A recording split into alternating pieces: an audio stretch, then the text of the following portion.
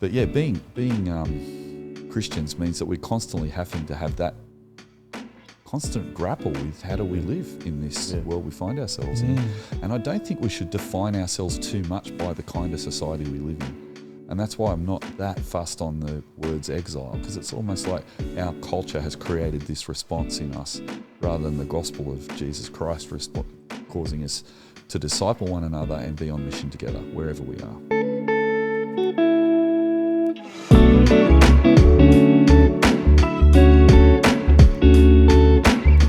Hello everyone, welcome back to the Shock Absorber podcast. My name is Joel and it's awesome to have you along with us, and awesome to have along with me is Tim and Stu, our regular co-hosts. Hello. Hello. Hello. How are you?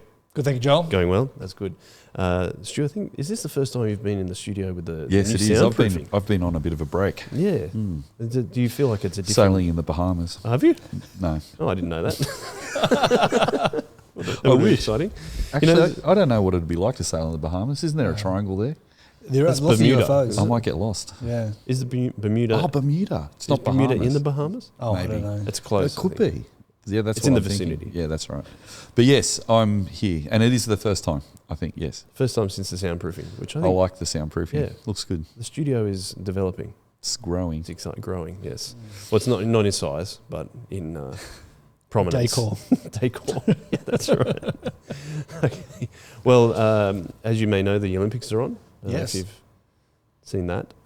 We just did a quiz that picked out our Olympic sport. Tim, what did you put in your height and weight, and it gave you I got the sport? a sport, yes. So apparently judo is my best sport. I got judo too. Followed closely by golf.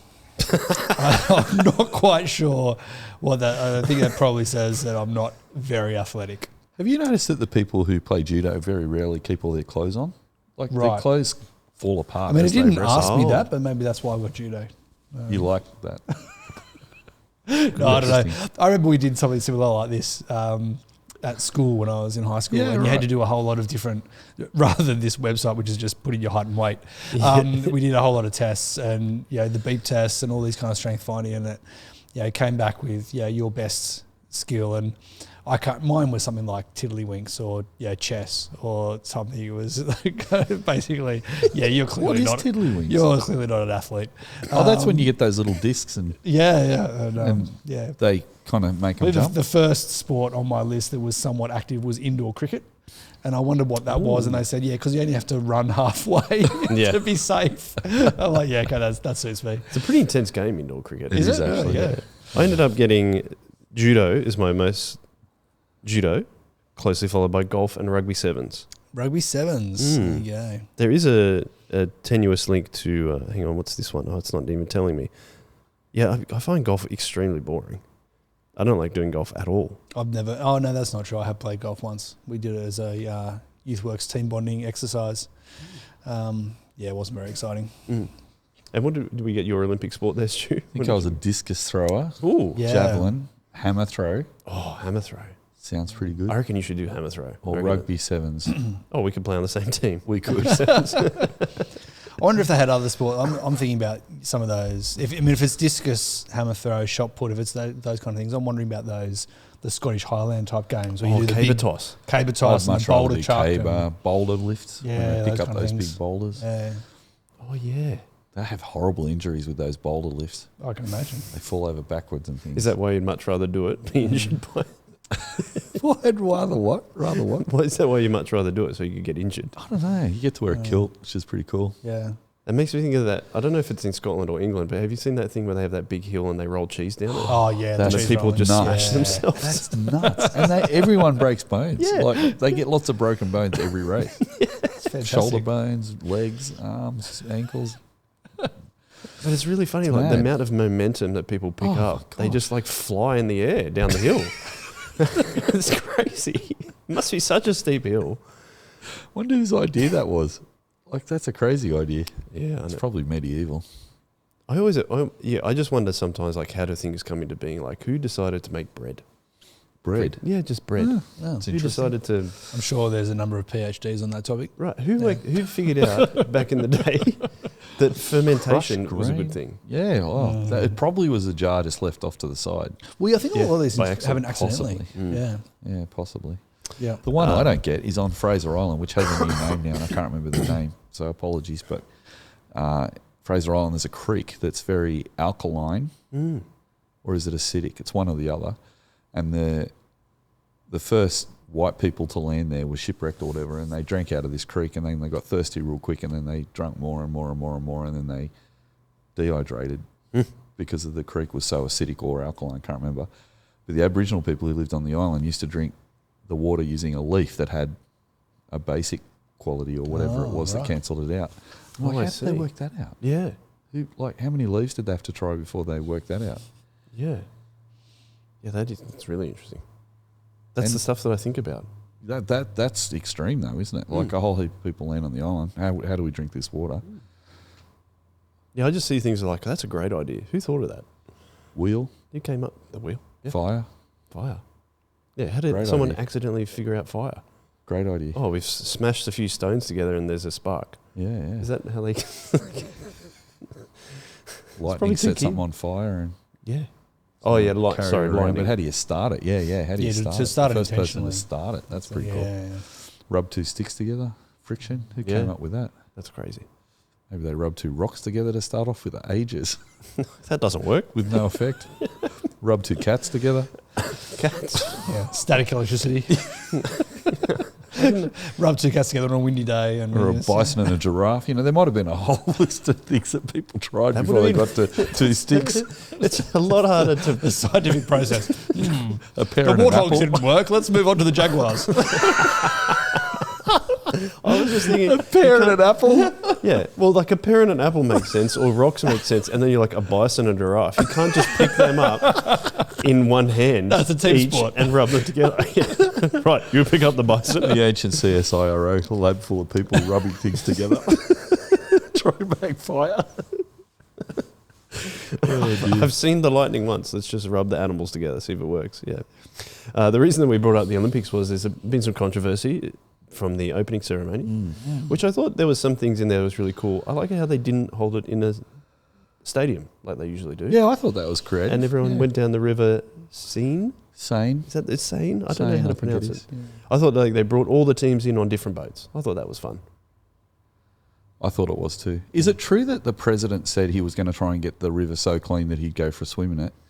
And then when the Parisians heard he said he was going to do that, they went to the toilet in the river to make it as polluted as they could. Is that so. true, or is that Yeah, a and myth? there was a whole Yeah. website you could work out because how fast it Get your travels. timing. And you get your time You're right. Because if you kidding. lived out in the provinces, Oh, then you're you've got to kidding. work out what time you want to poo in the Seine Poo so off- that poo off your gets, bridge. it gets to Paris at the So right they actually time. did that. They actually It was- went it to was the all set trouble of up. pooing in the river. Yeah, I don't know It's how. not a myth. I know it was definitely organised. I'm not sure wow. how much it I actually thought it went was- ahead. Got to be false information, I thought. What do you Google? Poo plan for But he Seine? didn't. I believe he. That's going to wreck your algorithm. I don't think he swam. No, he didn't. Macron didn't I know. swim. But they got the swimmers to swim, and the Australians all had antibiotics before they swam in the river. Yes. So that was a controversy.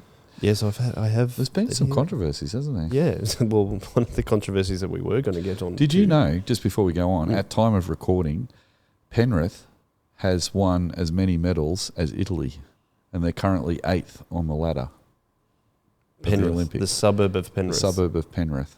Really? I kid you not. Is it? How many? We've got a few swimmers from I there, don't know, obviously. but the lady on the kayak, she's got 3 gold medals. Yes. So I think that must bring it up a bit, but there must be some swimmers as well.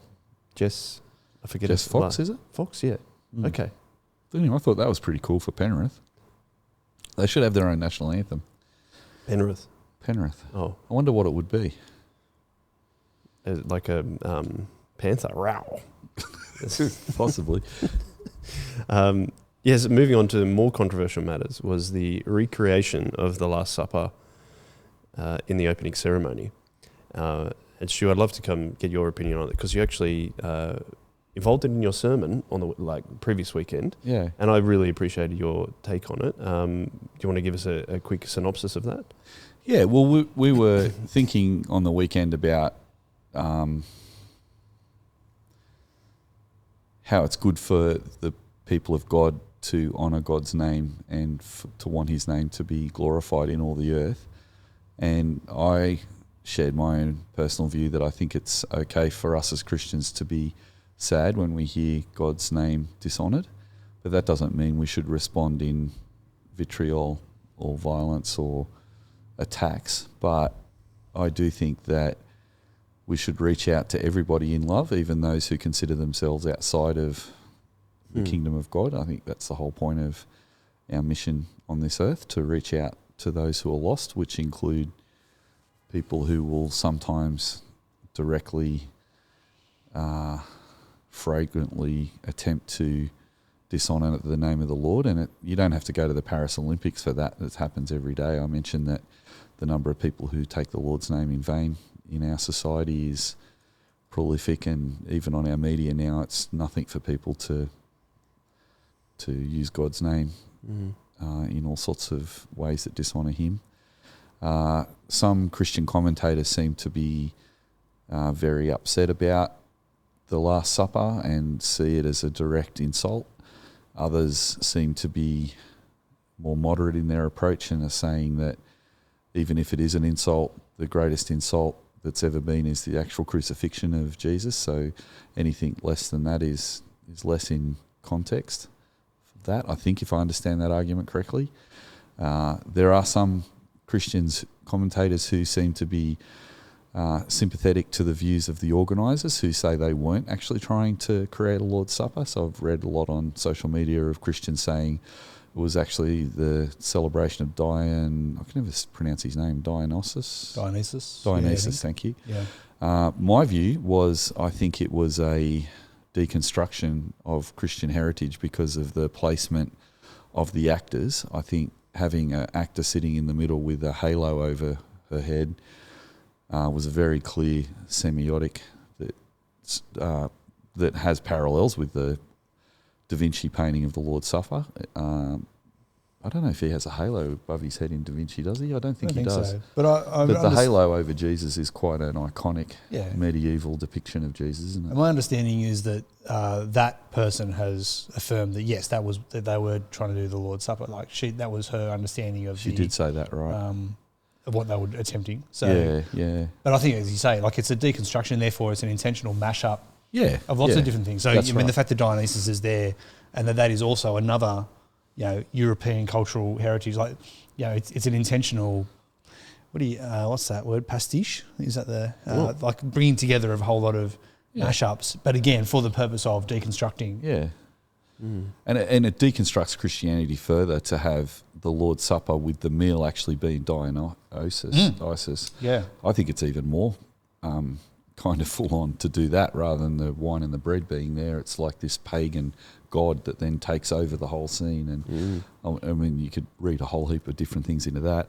But I really like something one of my friends on Facebook wrote, Michael Hyam, where he wrote that he quotes that sort of a depiction as what he calls a death work. There's a sociologist he quotes called Philip Reef, refers to a death work as the act of using sacred symbols of a previous era in order to subvert and then destroy the original significance and purpose. And I think that's straight up what I saw that was my impression when I looked at it. I thought they were deconstructing it to subvert it and destroy its original significance, that it once was considered to be a holy kind of depiction that was venerated, and now it's to be kind of deconstructed. I think that was a really interesting thing that I think was offensive to me. I found it offensive because I felt like it dishonoured God's name. I thought it was just laughing at the whole idea of a Christ and someone who came to save us, I thought.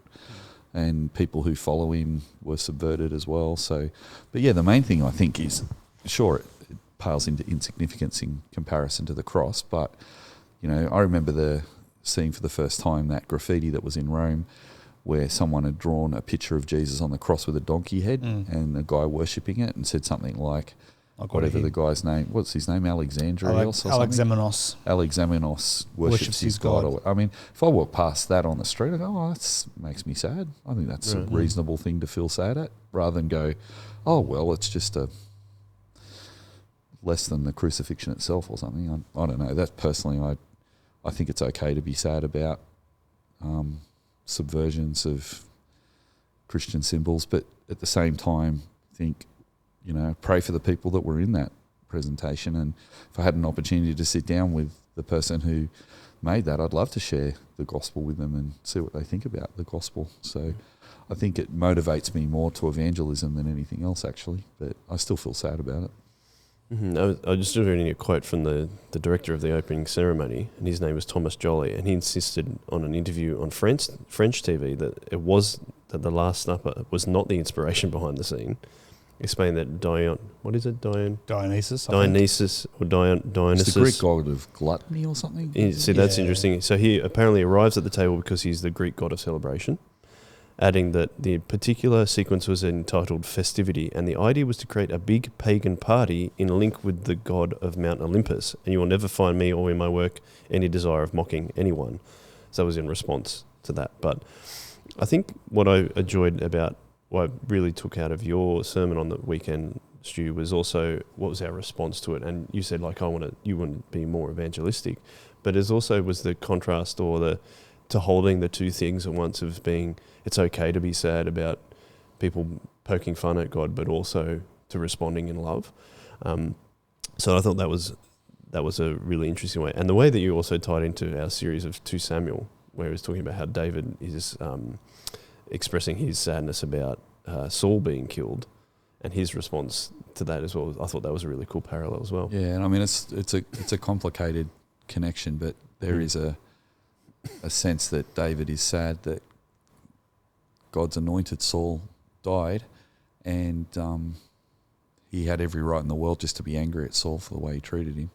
But it was the king of Israel that was killed, and so he mourned the loss of that. And it's an interesting story. Yeah, and thank you for preparing it, because I enjoyed it. It's good.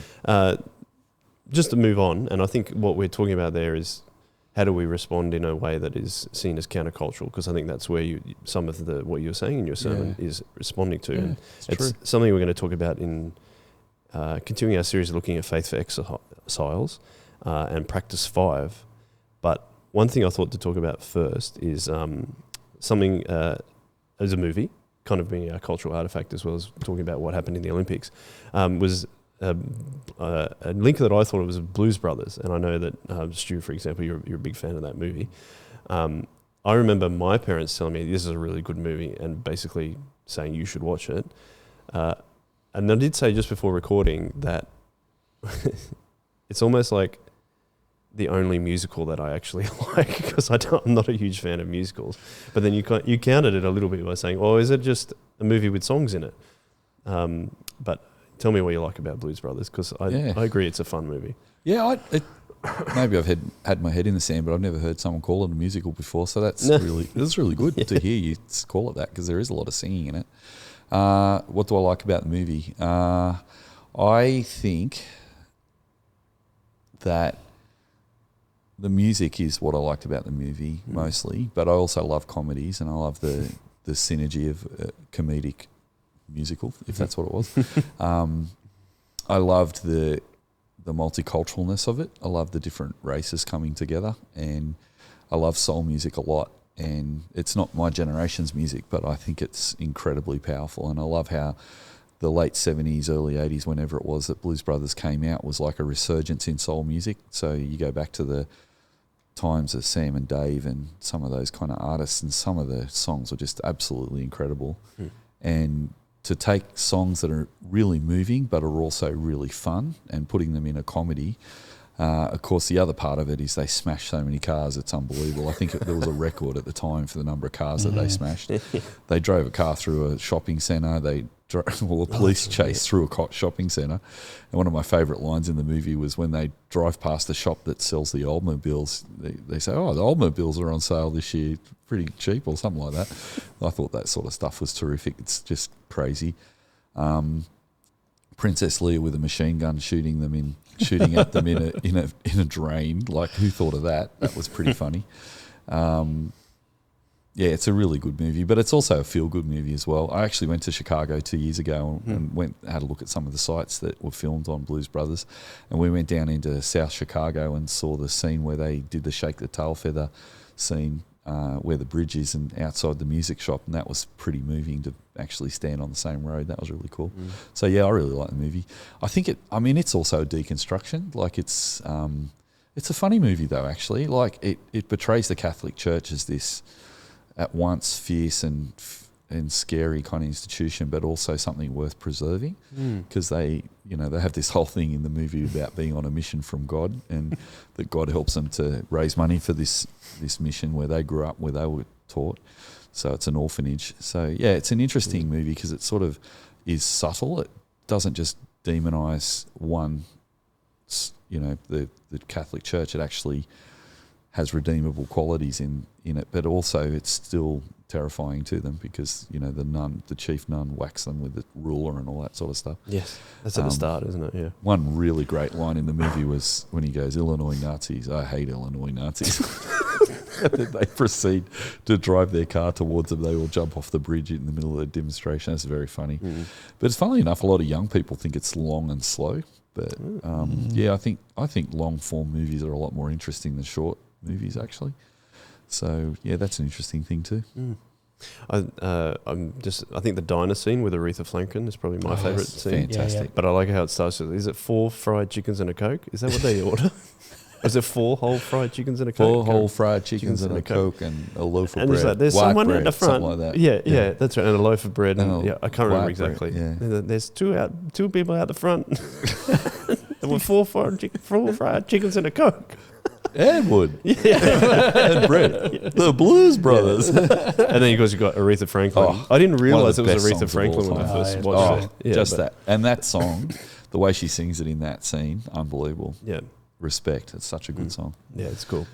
Anyway, so we've talked about that, but I think our listeners and watchers or viewers will figure out why we're talking about it in a second. But I've got an opening question for you guys. And Tim, you want to go first on this one? Yeah, I don't know what it is. Yeah, no, that's the point. I'm gonna surprise you. Okay. So we've talked about the rise of individualism a lot on this podcast. Do you think that continual increase in individualism has led to people feeling more entitled? And if so, how do you think that's impacted the church? Has made people more entitled? Yeah, I think so. As in, I think we expect things to be about us. So we are becoming more and more shaped by our culture to expect that I will be catered for in my particular preferences, and it should be, and that's what it should be. I'm saying that's our cultural, expectations. Yep. Is that things should be catered towards me, and also particularly, in the West where there are so many options available to us, I have the right to choose the thing that is most suited to me, and I should have options available to me.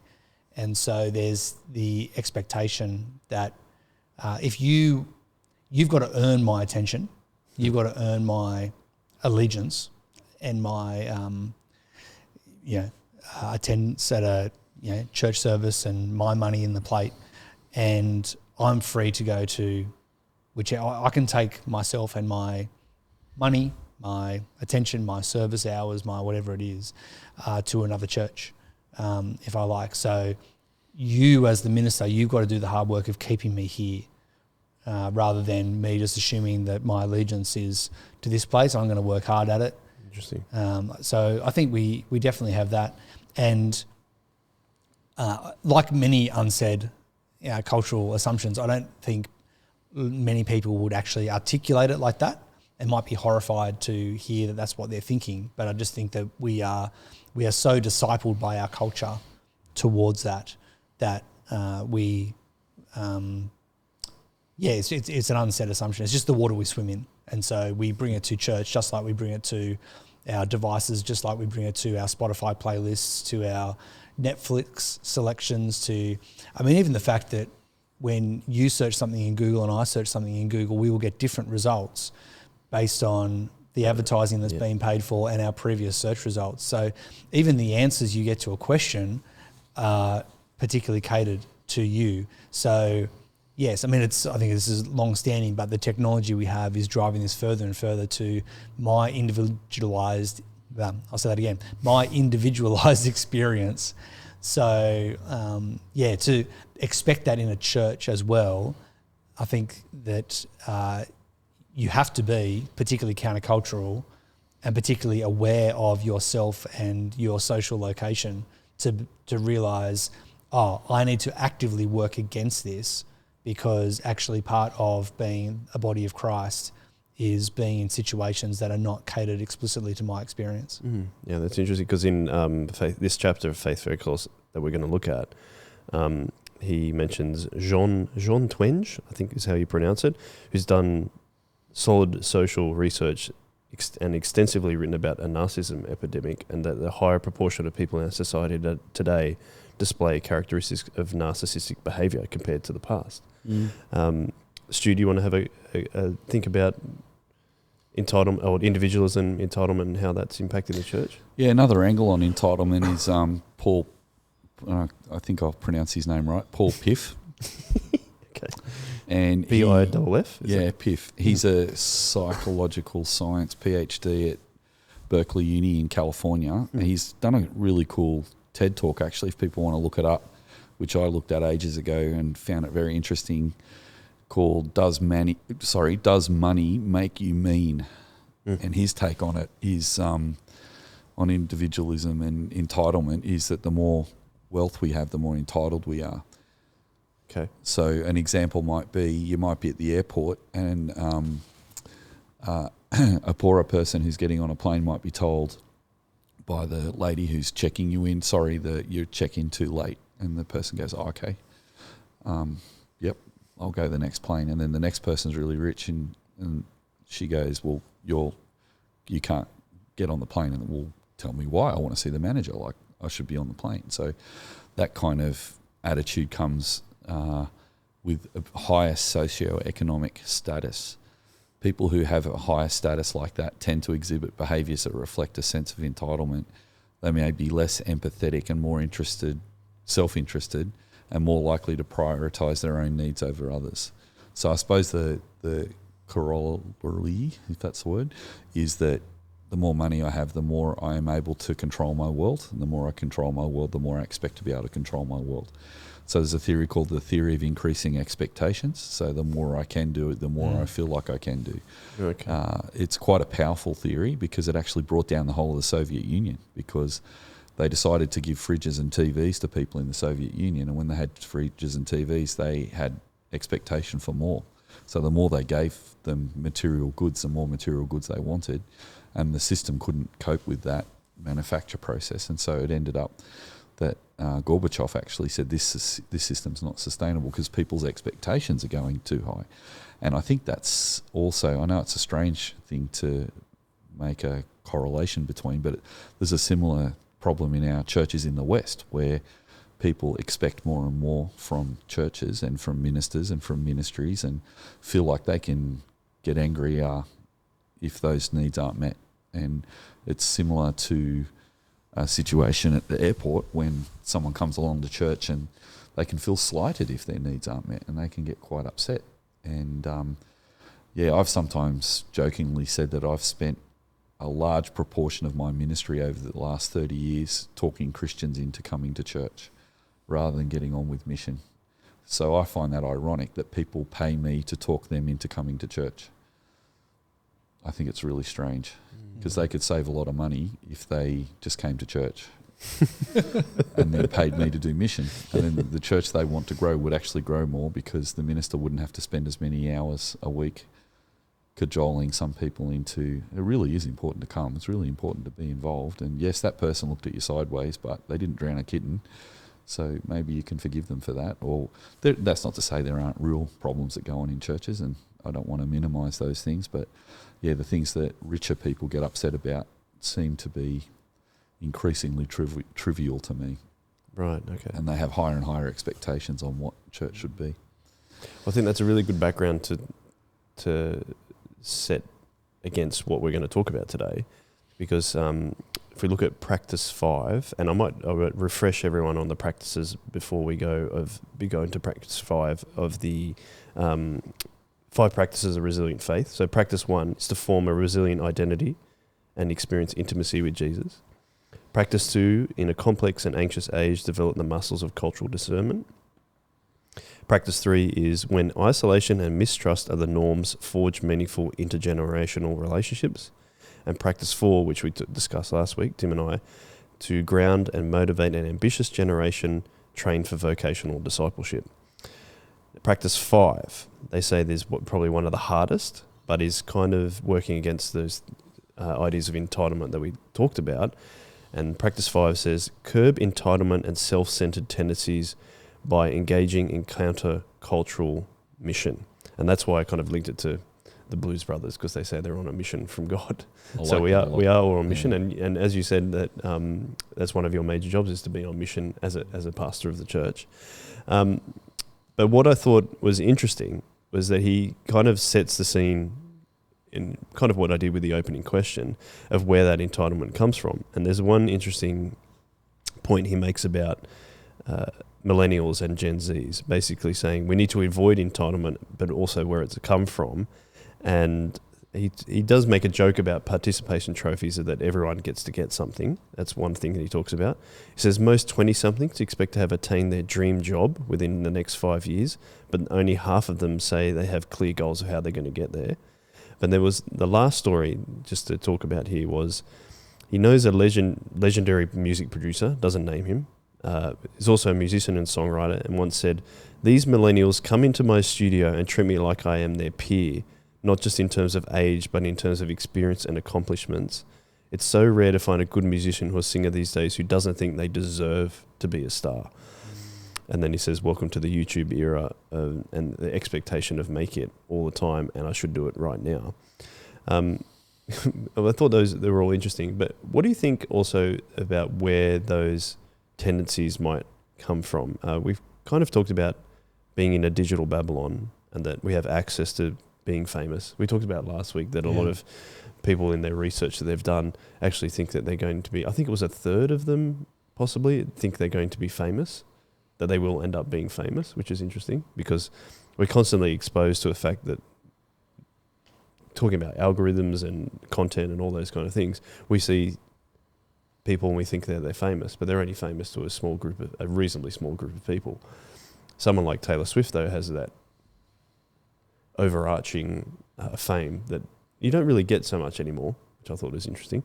The next thing, though, was his looking at why there is that entitlement and self-centeredness that we've kind of talked about. The 7th place trophies might be one of them, but can you think of anything else that you might be contributing to why millennials and Gen Zs think they can make it any time, any place? You want to go first, Tim? Got any thoughts on that? My mind's spinning off in a different direction. So if I can take your question as a comment and move on. The curious bit to me is I'm hearing what you just read out, and my mind went to, isn't it interesting that the whole idea of the shock absorber is to actually empower and listen to the younger generation. Okay. And so now I'm starting to think, if we are actively seeking to empower the younger generation to speak up into the church, to be the cultural shock absorbers to the maturity of the church, and say that the flexibility of a church is going to be in the youth, and the maturity, the strength of the church is going to be in the wisdom of the older saints, and they need to be working together. Is there perhaps a danger that we could use the shock absorber analogy in order to continue to reinforce that entitlement attitude of, well, of course you're going to be heard. You're a young person. So that's now what I'm buzzing in my head thinking, this is interesting. What does it look like for a generation who may already assume that of course we're going to be listened to. Whereas, you might go back a number of decades and say listening to young people was completely revolutionary. And Stu, you said for years the idea that no one listens to you until you're 40, and we're saying no, we want to actually listen to our children, we want to listen to our young people and allow them to shape the church.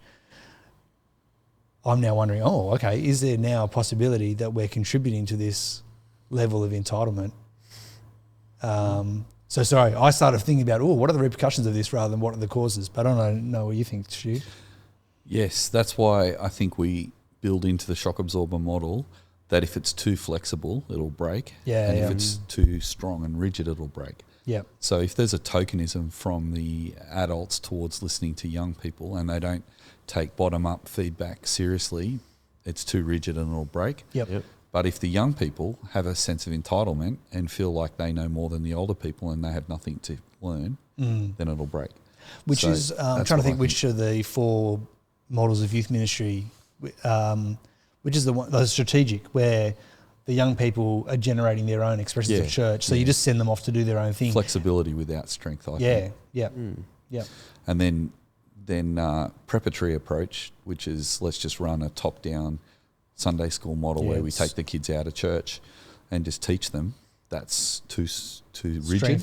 Strength without it's flexibility. good to be strength, but yeah. it's not got the flexibility. Yeah. So I think the missional one is also a bit too flexible, because missional approach, you go out of the church to just go and hang out with the young people, let them set the culture, and then try and find a way to almost apologise for bringing the strength into it. The intergenerational piece is great in the 4 Views of Youth Ministry by Mark Center. Inclusive congregational, though, having young people with older people all the time doesn't give them a space to experiment. So they don't. That's why we call our intergenerational approach moderate intergenerational, because we have spaces for young people and older people, but they also come together, and it works if if all those spaces are non-token, so that we don't just pay lip service to getting together with everyone, or we don't just pay lip service to being together in our own generation. Because I would imagine that many who follow the inclusive congregational end up being some sort of preparatory. Yes, I think so. Because that's the danger. You're training, the young people are included, they're inclusive in the things you're doing, but I imagine that for most of the churches who are following that kind of model, the culture of the church is still being set by the mature saints, and it's not listening to the young people. I would say so. Yeah. I mean, they would level down their presentation so young people can understand it. Yes, make it more still accessible. have their own idea. So are we saying that kind of those approaches to youth ministry, or even just to young people, are less than ideal, especially when it comes to the entitlement of a generation that thinks they should be able to make it now?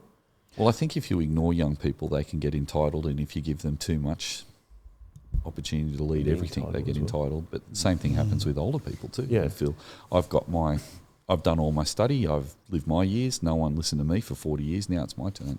So that can be a big problem as well. So I'm thinking now, let's workshop an entitled generation into each of those models. So if you have a preparatory model, which is very top down and there's not a lot of listening to the younger generation, then you have an entitled generation coming through saying we should be listened to, then that's the kind of church which is going to end up frustrating young people, and young people are going to say, well, if you're not going to listen to me here, I get listened to on my social media, I get listened to when I make TikTok videos. Why would I stick around here and not get listened to when there are a lot of other spaces in my life, particularly in the digital space, where I do get listened to? So I wonder if the danger in a preparatory model with an entitled generation is that they'll leave before they're old enough to have a voice. The danger with a strategic model might be that, again, you're empowering the entitlement of young people to say, yes, everything you say, let's do that. Let's create a culture that's specifically about you, without you having to accommodate to some of the historic faith and traditions and wisdom of the older. And so that then allows them just to kind of spin off without necessarily enough guardrails and maturity to say, yeah, let's take your enthusiasm, your willingness to generate culture and create creative spaces, but you're completely loose, and you're off doing your own thing without any good leadership around you. The inclusive congregational, perhaps you might, but again, I think it might potentially have that same frustration. And then, Sorry.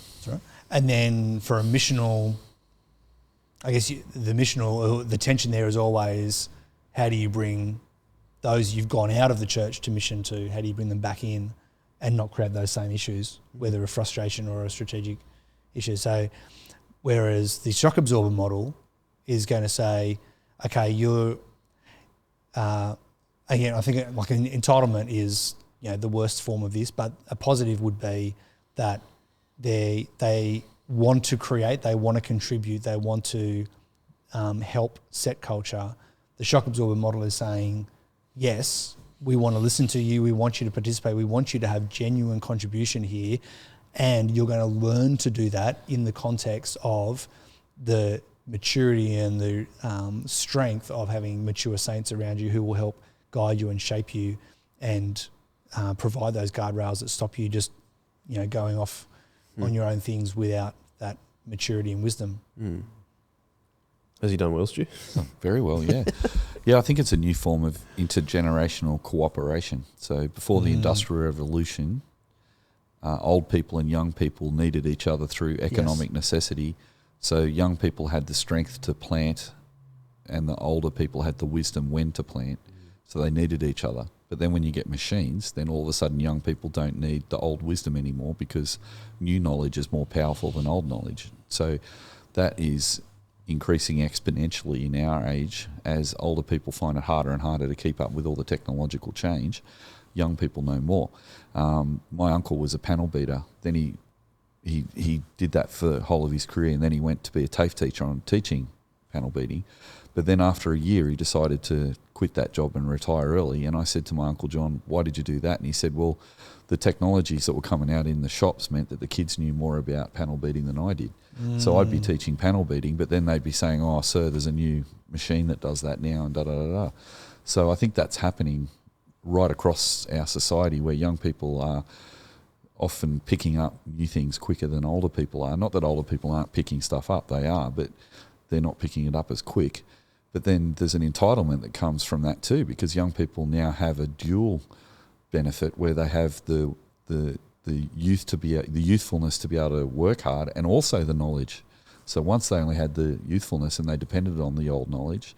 So before the Industrial Revolution, new ideas were distrusted as dangerous. But now, in this new world, old ideas are distrusted as dangerous.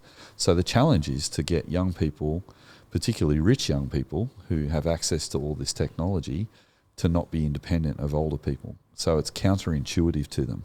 It's intuitive for them to just act with people who are going to give them the most economic benefit, which is people their own age and new technologies. And that will give them more choices and that will give them more freedom to do what they want to do. So they feel constrained by working with older people, not actually benefiting from that. So it's counterintuitive to do a shock absorber because old people feel threatened often by young people's new ideas because they're feeling undermined and, you know, change is, we're just changing the church for the young people.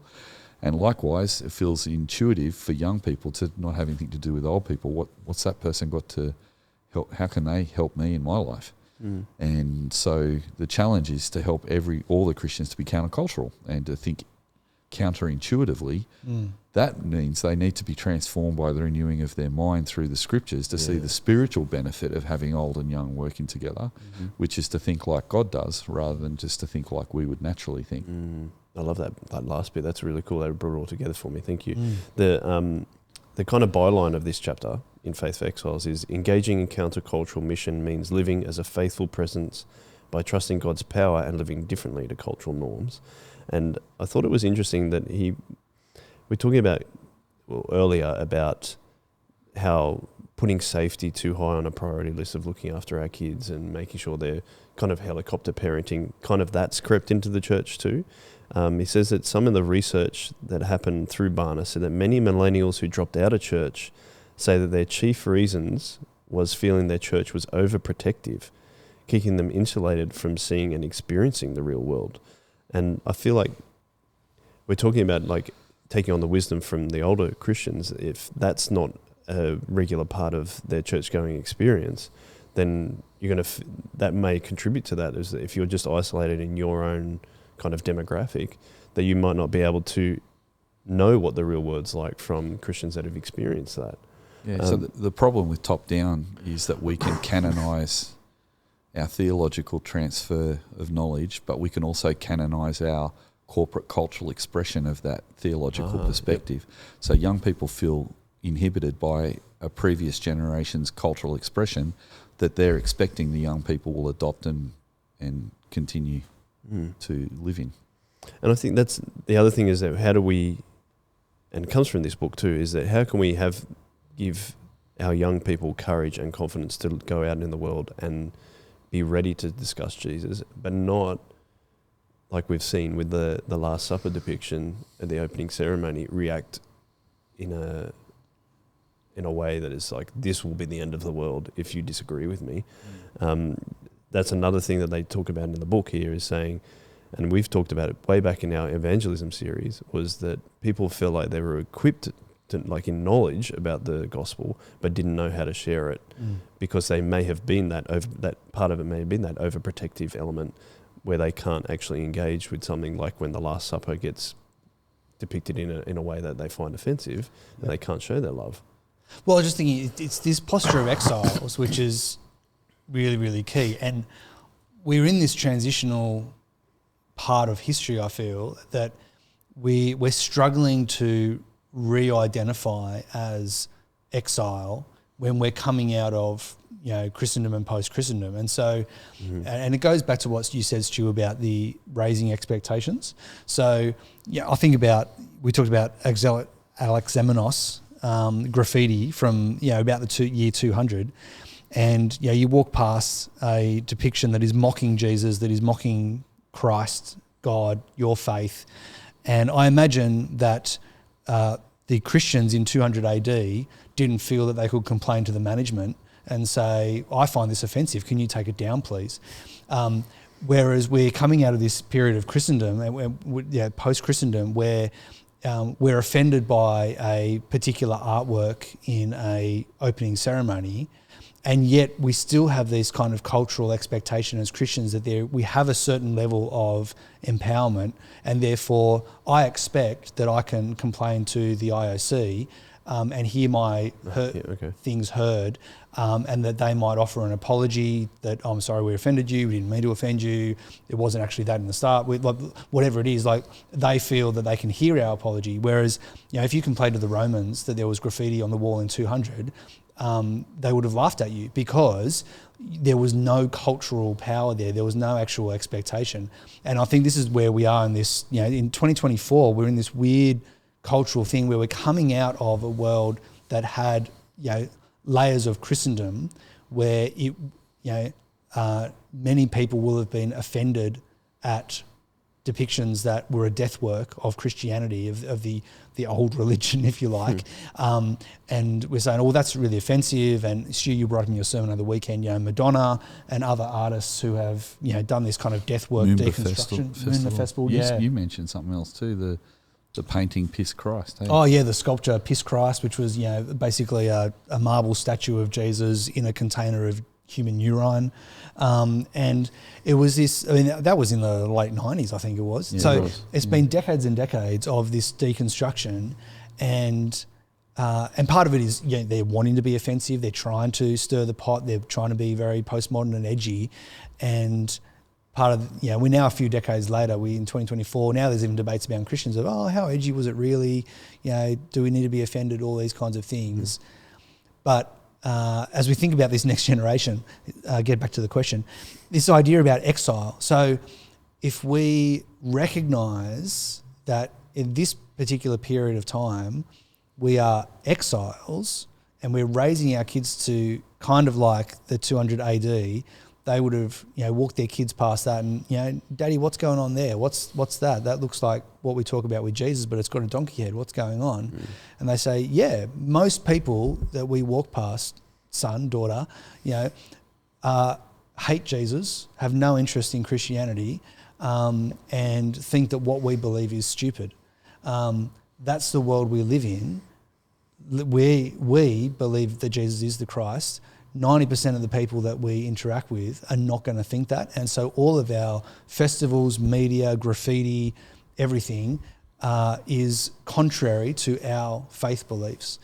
And it feels now that we're kind of this post-Christendom, we're moving more towards that world again, where, as Australia, 45% in the last census in Australia ticked Christian, which means 55%, the majority of people we interact with in our daily lives would not tick Christian on the census box. Far less, I think it's something like 85%, do not go to a church service monthly or more.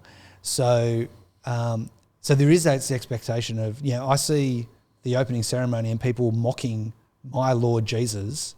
And as Stu said, it's right to be sad at that, just like I think it would have been right for the sadness of the Christians walking past the Examenos graffiti to be sad. They're mocking my Lord and Saviour. They're mocking my Christ. But to hold that somewhere in tension with, but of course they are, because that's the culture that we're in. And for our young people to realise, and I think this is part of this book is trying to establish, is how do we be resilient disciples? How do we hold on to Jesus passionately, joyfully in a world that will mock? I expect that there are going to be many, many more death works that continue to mock Christians. How do we raise our young people, our teenagers, to say, actually, this is, it's sad, it's right to mourn, it's right to be offended.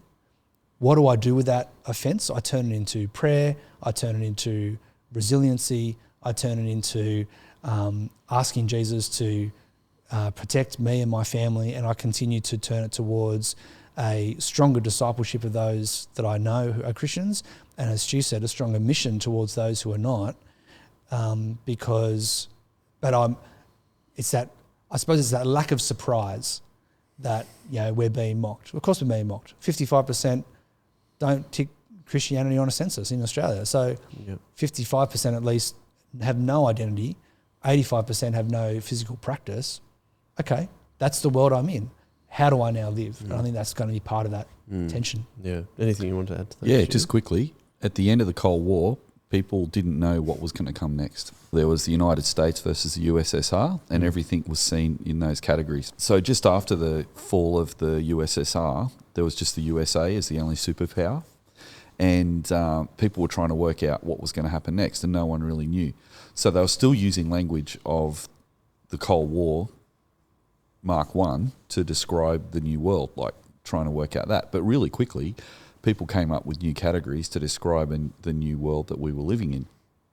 And it was a new world more defined by the internet than it was defined by the Cold War bastions of the United States and the USSR. You see, during the Cold War, companies would emulate the Cold War duopoly of the United States and the USSR. So in the Cold War period, Apple and IBM would not collaborate with each other, they'd compete with each other, just like the Cold War paradigm would suggest.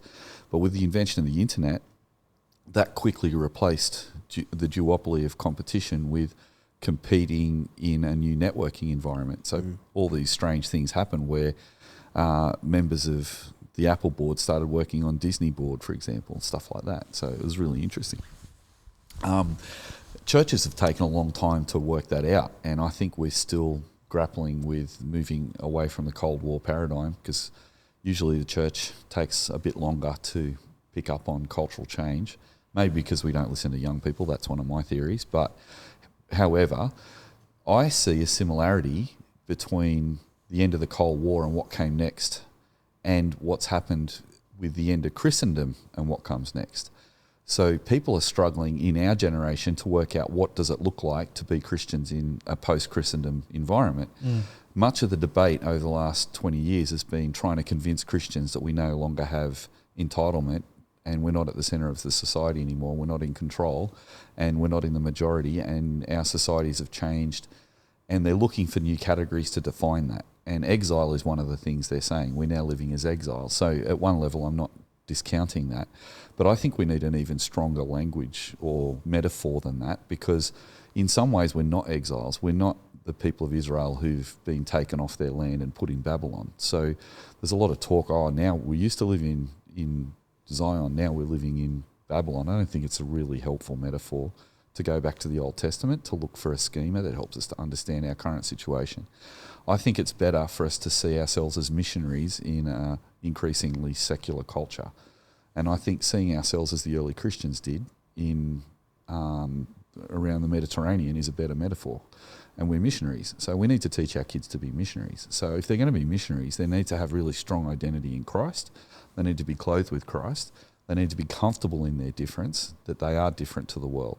But the problem with the post-Christendom context is Christians have so got used to the fact that we are just a Christian version of everybody else that they're not used to being a separate identity yet. And the parents who are helicoptering their kids are still actually teaching their kids to be part of the culture. Now, they know the culture is different, but for years and years we've thought that if we get the culture right in the church, people will come to church. That's the whole incarnational model, which is if we do great worship services that are just as professional as the concert down the road, then people will come to church. Because the theory for the last 50 years is the church is so hokey and old-fashioned that people who are used to going to quality events come to church services and go, this is really embarrassing. And I hear people over the years say things like, oh, this church is too embarrassing to bring my friends to because it's not done very well. And every time there's a mistake in a song or up the front, people go, you've got to get that right. You've got to be more professional. But underlying all that, there is this idea that if we are culturally reflecting the culture around us and we're the same as the culture, then we'll succeed. Another example of that is it's really interesting how Christians for generations have opposed alcohol and smoking. Now, when Christians stood up and said we shouldn't smoke, the myth that kind of developed amongst Gen X, and maybe the baby boomers to a certain extent, was that, oh, my parents told me I wasn't allowed to smoke, and that meant I didn't smoke, and that meant all my friends laughed at me for being embarrassing because I didn't smoke and drink. And if I'd have smoked and drink, they would have listened to me and I would have been able to share the gospel with them. And so many, right across the board, Christians have just stopped complaining about the excesses of alcohol and cigarettes, dancing or, raunchy themes in movies, all those kind of things. Christians are now trying to be cool and hip and smoke and drink and, be all the same as everybody else. But and if you follow my argument, that it's almost like the exile. If we're going to take that exile argument, the exiles are trying to be like the Babylonians. Yeah. And they're saying, oh, well, if we don't mind too much that they have a Last Supper, look, they probably, maybe they meant it, maybe they didn't. But hey, it's our problem because we interpreted it that way. Honestly, there's a row of people. There's one in the middle with a halo. There's people on either side in different poses. You put a picture of Leonardo's painting underneath that, it looks almost exactly the same. You chuck a Dionysus or whatever it is in front of it and then say, oh, no, it was all about a Greek thing. Well, no, it wasn't. It's the blending of two different images to create a death work. That's what it was. And that's what's funky about it. That goes all the way back to Dada, and maybe before, but, Dada after the Second World War where people were painting all these grotesque images of what used to be glorifying war, now they're actually taking the mickey out of war or whatever it might be. So, and we do it all the time. I mean, the British at the end of the British Empire, in order to get used to the fact that the British Empire was over, made fun of it. Monty Python was so successful in the 60s because the British needed some way to get their head around the fact that they were no longer the greatest empire in the world. So they poked fun at middle-class white people who were in the army and who were in business, and that was really funny and it helped them to move on. Well, here's the last thing I'll say. This is a strange thing too, but there's a communist called Gramsci who was trying to create a revolution in Italy at the same time as the Russians had a revolution in Russia. But he couldn't get the factory workers in Italy to rise up against the factory's owners. They put him in prison, and when he was in prison, he wrote a theory called hegemony.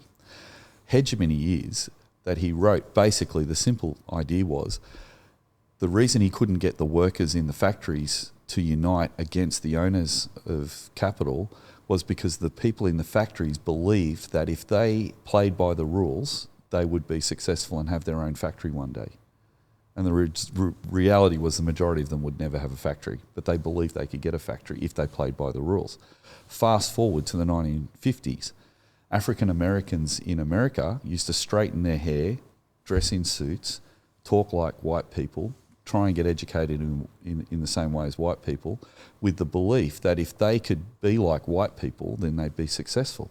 But then the Black Panther Party for Self-Defense said in Oakland in the 1960s, a bunch of young people, you're African. of heritage, let your hair go curly. Be black. Like, own your black identity. You're never going to be accepted in white culture because you're black. So that was a hegemony that the African Americans were believing that if they were dressing like white people and talking like white people, they'd be successful, but they weren't. They never were as successful as white people. So actually diving into their black heritage, I think was one little step along the way to an American president who was an African American, because Obama didn't pretend to be a white person, he was black. And he really vibed that black identity. Now, take all that hegemony idea and look at Christians. We've come out of Christendom, and now we're thinking, if we can be like everybody else and realise that we're not in charge anymore and we're not different, but we can be like everybody else, then that's a hegemony. Christians think if I drink and smoke, then people will listen to me. Well, for the last 50 years, Christians have been drinking and smoking and nobody has been coming to church. It hasn't worked. So the exile motif, I think, is an attempt to say, let's get back to who our identity is and be different in the rest of the world. But my problem with that is that's an Old Testament reference to a people of Israel who've been taken off their land, waiting for their land to be given back to them. Whereas I think we got to this point of having so many Christians in the first place because of mission. So I think we actually need to be Christians who are in the minority in the majority. Now, one last thing that I think is really interesting is that we talk about the fact that a lot of Christians haven't got it, that the world has changed from Christendom to this new world. And I've already said that I think some Christians are still trying to work out what the new reality looks like. But I think a lot of young people and a lot of Christians are starting to realise that they're in the minority and they're actually not just vibing the hegemony anymore. And what's really interesting, I'm noticing about this latest controversy in the Olympics, is some Christians are using the language of Christendom to argue against that death work. Some Christian commentators are trying to encourage people who are negative about the death work that they're not in the majority anymore and they should get with the minority. But interestingly, there's more and more people on the internet and on YouTube who are saying, well, we're one of the minorities, so how come we're being treated differently? Which I think is really interesting. I'm not saying that's the right response, but that's new. That's like when we went from the Cold War to the internet. When I hear those kind of voices, I'm like, now there are Christians. They might not be doing it well, but they're vibing that they're saying, well, you don't attack Islam, you don't attack Jews at the Olympics. Why did you attack us? We're just a minority. So there's actually people criticising the French for being the people in power who are punching down on Christians. Why are you punching down on us? And that's a really interesting change. And I think that's starting to grow. So I don't know if that's the future or not, but that's interesting. Yeah, and I think, but part of that is that those who do death works on Christianity still assume that Christianity is the hegemony. So they will say, oh no, we're punching up. We're punching up to the powerful white Christians. And so therefore this is okay. And I think you're right that there is a generation coming through going, but hold on, we're clearly not. All they've ever known is not being Christendom. And they're now saying, well, you're punching down on me because I don't have any power. You have all the power. You've got billions of dollars. You could have done anything you wanted. Why did you punch on us? And the thing is, maybe the people who ran that presentation might be stuck in the old view. There's a podcast I was listening to during the week that had a really interesting version of this. There was two, the guest and the host of this podcast chatting away.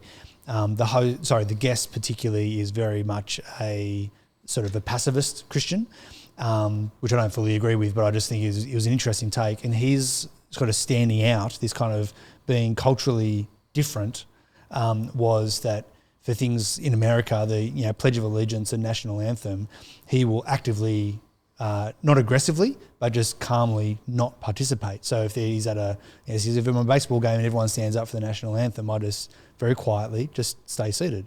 And if there was a Pledge of Allegiance, something he's talking about, he said, I'll sit there and I'll recite the Lord's Prayer rather than the Pledge of Allegiance to remind myself that I'm part of God's kingdom, not any earthly kingdom. Now, give or take the particularities of any of those things, I think what's interesting in this conversation is he's kind of doing a little bit more of this Black Panther thing of saying, no, I'm not going to try and be like everyone here and hope that my similarities, but with Jesus, is missional.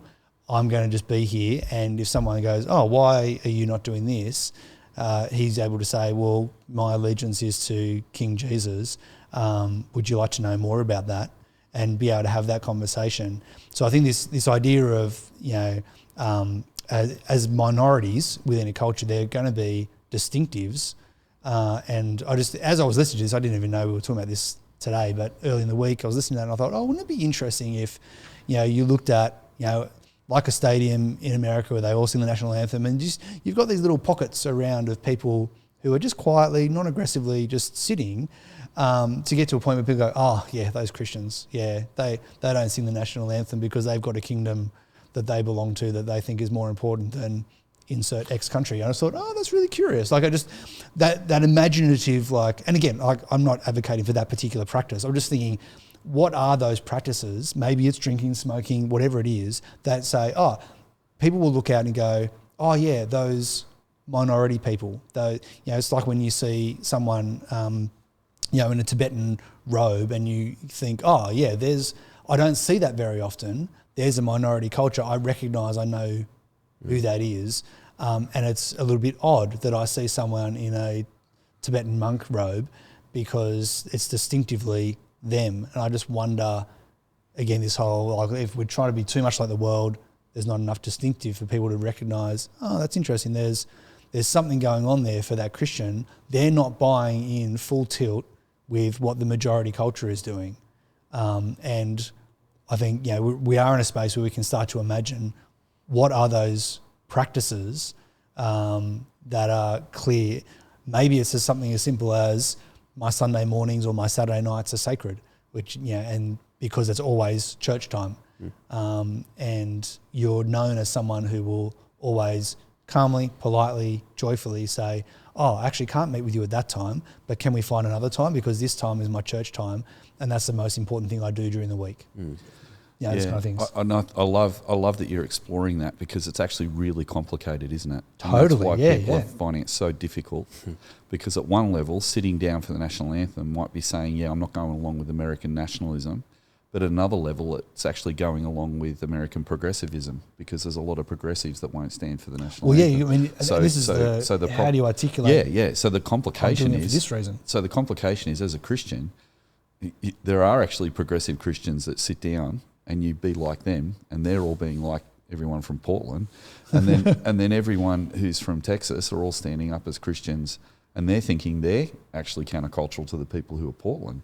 So the culture is so divided that if you take personally, one of the things I've been thinking about is, I liked what you ended with, which is let's be Christian, let's pray, let's read our Bibles, let's do everything we can to live at peace with everybody as much as it's possible for us.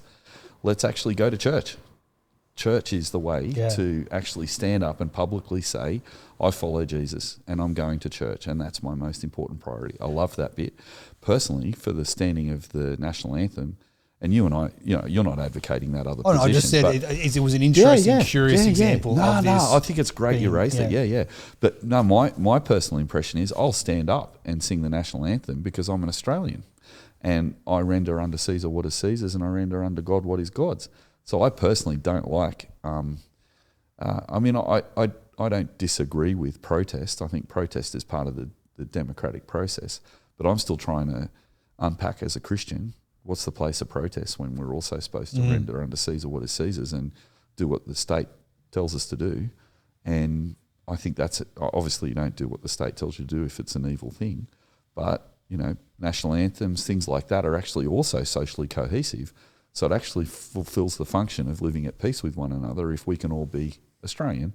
But yet I do have a higher, I have a higher authority. Allegiance, I think one of the reasons I heard someone on the internet say this week, they were wondering if maybe one of the reasons that people do punch down on Christianity is because it's still widely accepted by a lot of people. And it actually kind of does stand in the way of power of the state being absolute. Because if there is a group of people who will listen to the state and then judge it based on what God says. So if the state says go and do X, but the Bible says don't do X, well, I'm not going to do it. So the Bible doesn't say don't stand for the national anthem. So I think it's actually literally listening to our authorities and actually saying, oh, what does God actually think about that? Now, again, that's really complicated. But No, but it's that tension of Romans 13 just exactly. obey the powers That's and right. authority. That's right. And you look at the early church, and so Paul is advocating that you obey the emperor. That's right. You follow the emperor, and yet you also get this tradition going alongside of that, not in any of Paul's letters, but we know from church history that when they came to say, give this incense to show that Caesar is Lord, they'll say, no, I will obey Caesar because I'm trying my best to live at peace with all of those around me as a member of the Roman Empire, and yet there is a step beyond. Now, again, we're always trying to interpret that in different ways for our modern times, but yeah, it is that like we are citizens of Australia. Yeah, there is going to be a lot that we say, yep, these are the things that Australians do because we're Australians, and so social cohesion, obedience to the King, the Prime Minister, the Governor General.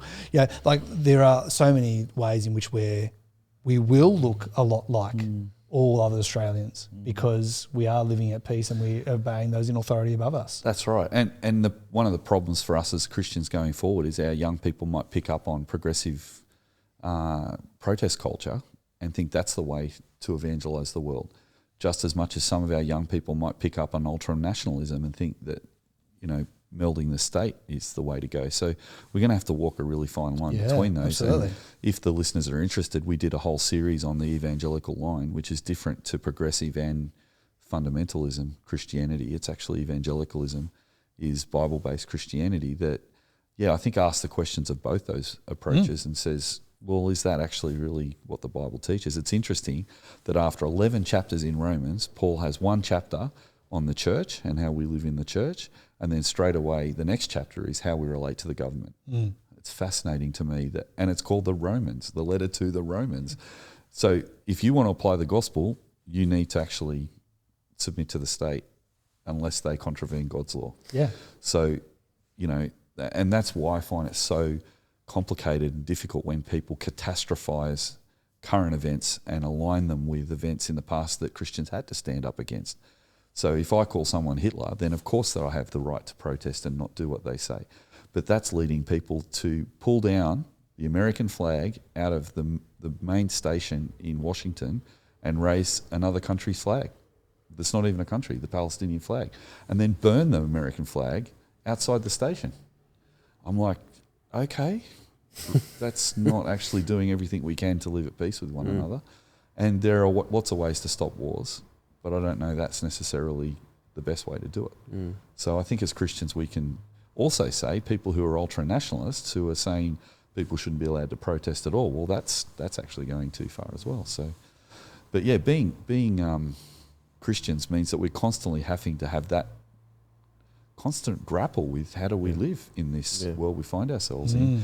And I don't think we should define ourselves too much by the kind of society we live in.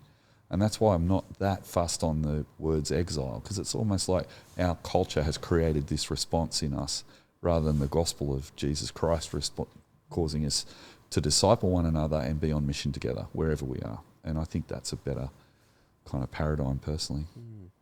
Anyway.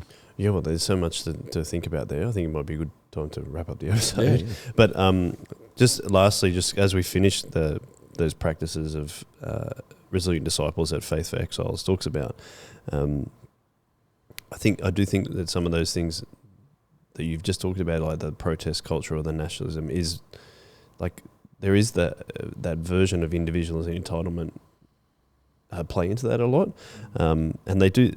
They kind of finish this chapter by saying entitlement, narcissism, self-centeredness, consumerism, individualism, they all act as hungry hippos, gobbling up our time, attention, and compassion.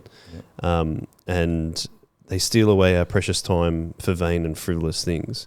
But then they say, but by participating in Jesus' countercultural mission in the world, we can make a difference, and we can carve out a life well lived and for the sake of others. And just their 5 dot points, which kind of summarize these practices, was we can sacrifice ourselves, we can put aside selfish ambition, we can pray for the peace and prosperity of our cities, we can experience Jesus doing miracles, and we can trust God's power and live differently from cultural norms. Yeah, so I just thought that was a good way to wrap it up. But thank you very much for your time today, Thank you, Joel. gentlemen. I really appreciate it. I really appreciate just sitting back and listening to you guys talk about it. It was really good. Thank you. Saved me a lot of time. A lot of effort anyway. Didn't save me time, but that was great. And if you do have anything to contribute to what we've talked about today, please email me at joel@shogabsorber.com.au. Really value when we get feedback from listeners, so thank you very much for that when we do. But yes, thank you again, guys, and thank you to everyone listening and watching, and we'll finish with a one way. One way.